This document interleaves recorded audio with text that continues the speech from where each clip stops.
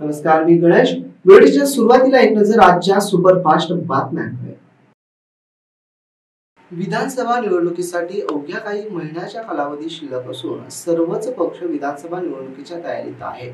तर जालना मतदारसंघातून राष्ट्रवादी काँग्रेस पक्षाचे जिल्हाध्यक्ष अरविंद चव्हाण यांनी निवडणूक लढवावी अशी मागणी राज्याचे उपमुख्यमंत्री अजित पवार यांच्याकडे करण्यात आली आहे. जुनी पेन्शन योजनेच्या जिल्हाध्यक्ष पदासाठी चक्क 2 शिक्षक संघटना आसपासात भिडल्या. शिक्षकांमध्ये राडा झालाय. छत्रपती संभाजीनगर येथील हा प्रकार सध्या सोशल मीडियावरती बघायला मिळतो. पंतप्रधान नरेंद्र मोदी 25 ऑगस्ट रोजी जळगाव दौऱ्यावर येणार आहेत. त्यावेळी चिकलठाणा विमानतळावरून हेलिकॉप्टर किंवा चार्टर्ड विमानानं जळगावला जातील. यासाठी विमानतळावर सर्व आवश्यक तयारी केली जाते. यामुळे काही क्षणासाठी पंतप्रधान नरेंद्र मोदी आता शहरात असतात. छत्रपती संभाजीनगर स्थानिक गुन्हे शाखेने एका मोठ्या कामगिरीत सराईत चेन स्नॅचरला जेरबंद केलाय.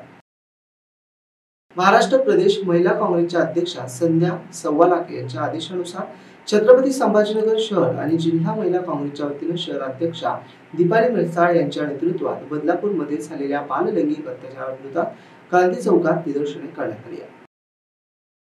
गुरुवारी माजी मुख्यमंत्री पृथ्वीराज चव्हाण आणि मराठा नेते मनोज जरांगे पाटलांनी भेट घेतली. याआधी अशोक चव्हाण देखील 2 ते 4 वेळेस मनोज जरांगेंना भेटले.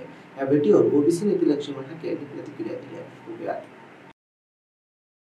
बीड जिल्ह्यातील शिरूर तालुक्यात ड्रोन फिरत असल्याची घटना समोर आली. या घटनेनंतर अनेक गावातील लोक भयभीत झाले होते.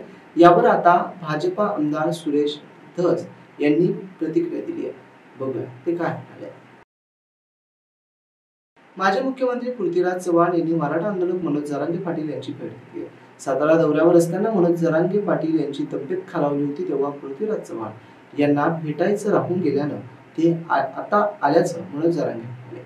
कोणतीही राजकीय चर्चा झाली नसून आरक्षणावर चर्चा झाल्याचं जरांगे म्हटलं.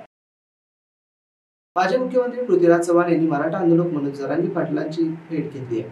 जरांगे यांच्या तब्येतीची विचारपूस करण्यात आलो होतो असं पृथ्वीराज चव्हाण म्हणाले. मनोज जरांगे पाटील यांना भेटण्यासाठी बीडमधून मोठा संख्येने कार्यकर्ते अंतरवाली सराटीमध्ये दाखल झाले. तिथे दाखल होताच कार्यकर्त्यांनी जोरदारात घोषणाबाजी केली. बीड, केज, परळी येथून मराठा मोठ्या संख्येने कार्यकर्ते दाखल झाले. कार्यकर्त्यांना मनोज जरांगे पाटील यांनी संबोधित देखील केला. जरांगे यांच्या बालेकिल्ला बीड जिल्हा अशा घोषणा देण्यात आल्या.